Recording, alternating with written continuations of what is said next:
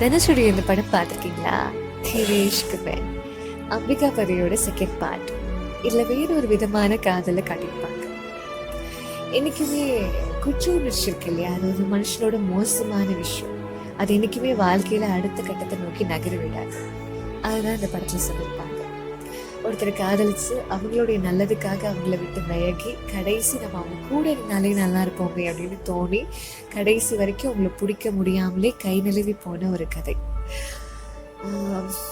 என்றைக்குமே அவங்க கையிலேருந்து ஒரு விஷயத்த விடுறீங்க, கீழே போடுறீங்கன்னா அது 1000 முறை யோசிக்கணும். உங்களுக்கு நிஜமாவே அது வேண்டாமாங்க.